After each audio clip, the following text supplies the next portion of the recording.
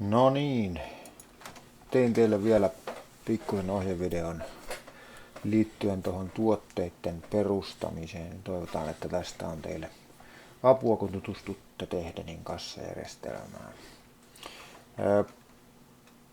Te olittekin tänne teidän ympäristöön niin perustaneet tuotteita ihan hienosti, olitte saaneet tuotteita aikaiseksi. Hiukan kävin muuttamassa siellä tietoja, eli toi tuotetyyppi on aika tärkeä, eli kun on pesuista kysymys, niin ne on kaikki palvelutyyppistä tuotetta, eli tuotetyypiksi kannattaa laittaa palvelu, ei varastotuote niin kuin täällä on teillä ollut, koska pesuissa ei ole mitään varastosaldoja eikä tarvita varastosaldoseurantaa, niin näissä kannattaa tuotetyyppinä olla palvelu. Mä oon tänne aika moneen sen käynyt jo muuttamassa ja te voitte itse käydä täältä vielä sitten tarkentamassa näitä tuotetietoja. Kävin myös tekemässä teille tuoteryhmiä. Näitä kannattaa oikeasti hyödyntää näitä tuoteryhmiä, koska tämä helpottaa sitten asioiden tarkastelua raportoinnilla, niin saa paljon tarkempaa tietoa silloin, kun tuotteet on ryhmitelty erilaisiin ryhmiin. Te pystytte täysin itse määrittelemään, minkälainen se tuoteryhmärakenne täällä on. Mä tein teille 2 tuoteryhmää sinne nyt, mitkä varmaan olisi ne minimit, mitä kannattaa pitää. Ei ole tietenkään pakko pitää yhtään tuoteryhmiä, jos ei halua, mutta nämä helpottaa kyllä sitten raporteilla asioiden tarkastelemista. Eli mä tein palvelut sinne sekä tuotteet tuoteryhmän. Te voitte tosta tehdä uusia, te voitte muokata näitä mun tekeminen, valitsee sen ja laittaa muokkaustilaan. Niiden nimiä voi muuttaa, niille voi tehdä aliryhmiä. Eli toi tuoterakennepuu kannattaa miettiä ihan kaikkein ensimmäiseksi, ennen kuin lähtee sitä järjestelmää ottamaan käyttöön. Että miten haluaa tuotteita ryhmiteltävän, haluaako yleensäkin, ja jos haluaa, niin minkälaiset tuoteryhmät sinne tekee. Käydään vielä tuolla tuotteissa ja korjataan tuosta toi yksi teidän tekemä tuote vaikka tuosta. Niin. Eli laitetaan tuote muokkaustilaan, tuotetyyppi, vaihdetaan se palveluksi ja palvelu vaatii aina koon, se on yleensä kesto, se voi olla minuutteja, se voi olla tunteja. Pistetään nyt hinnasta päätellään, niin laitetaan siihen, että se kestää 1 tunnin. Ja sen lisäksi laittaisin siihen ehkä tuoteryhmän. Tallennetaan tässä kohtaa tämä. Ja laitetaan tuoteryhmätieto tähän taakse. Laitetaan palvelu ja tallennetaan. Ja laitetaan sinne vielä palvelun tarjoajat tieto tänne tuotteelle taakse, eli osumakujalla tarjotaan kaikki. Siellä on nyt minäkin mukana, mutta ei se haittaa mitään, niin tarjotaan tätä tuotetta, tätä palvelua. Niin nyt tämä tuote on muutettu kuntoon niin kuin sen pitäisi olla. Kun te teette uusia tuotteita, niin kannattaa hyödyntää tätä ominaisuutta uusi kopioiden. Eli käytetään tätä tuotetta pohjana. Täällä alasvetovalikosta tulee luo uusi käyttäen tätä pohjana, jolloin se tuo kaiken tuolla taustalla olevan tiedon valmiina, eli tuoteryhmään kohdistuu samaan, mitä tämä palvelun tarjoajat on valmiina. Ja voidaan tuosta tehdä vaikka yksi kokeilutuote, niin nyt se tuo kaikki tiedot ihan samalla lailla kuin tuossa äskeisessä. Siellä on tuoteryhmä valmiina. Sitten vaan laitetaan tuohon uuden tuotteen nimi, laitetaan sille uusi hinta, niin tuote on hyvin nopeasti perustettu.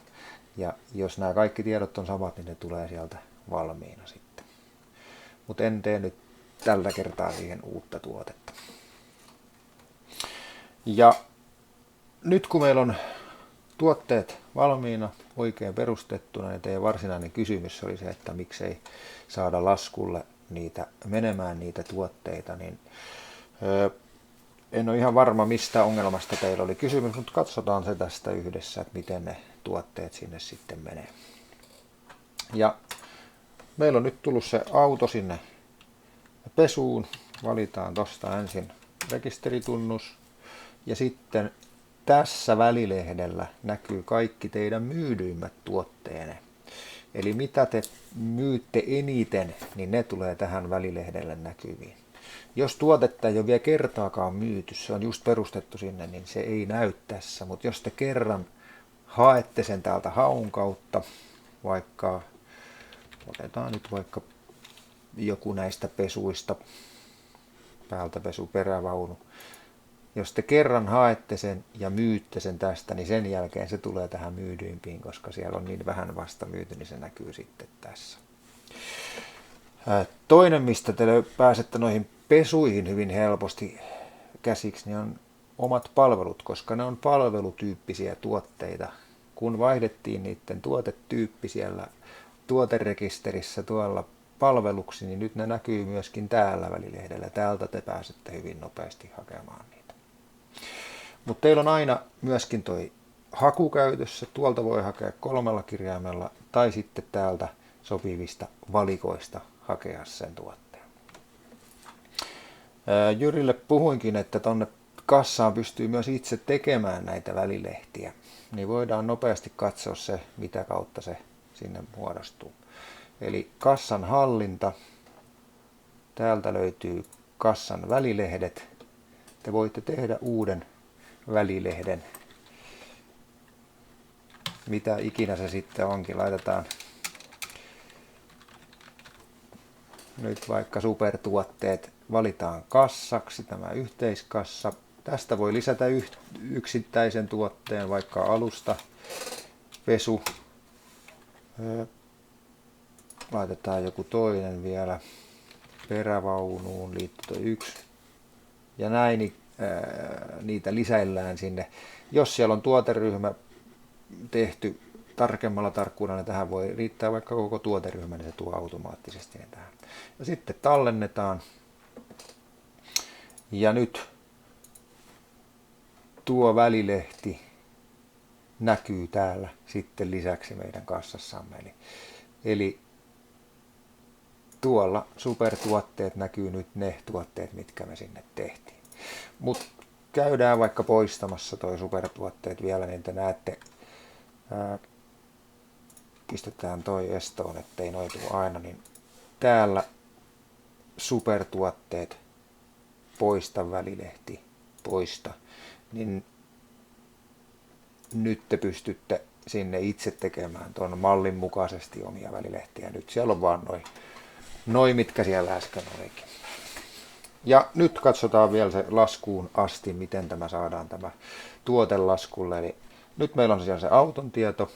Me on täältä haettu tuote, mutta voidaan tästä hyvin helposti vaikka omista palveluista, niin laitetaan siihen alustapesu, korin sisäpuhdistus. Ja niin, että siellä on kaikki tuotteet. Sen jälkeen painetaan maksa-painiketta. Mennään lasku painikkeen kautta laskutukseen. Siellä on nyt toi Schenker, se tulee ton auton tietojen takaa tuolta automaattisesti. Tässä voi myös valita, jos se on tyhjä, tai vaihtaa tuota laskutusosoitetta. Mutta nyt vaan OK, niin nyt se lähtee sitten tulostamaan meidän laskuun. Ja näin ne tiedot pitäisi saada sinne laskulle asti sitten tulemaan.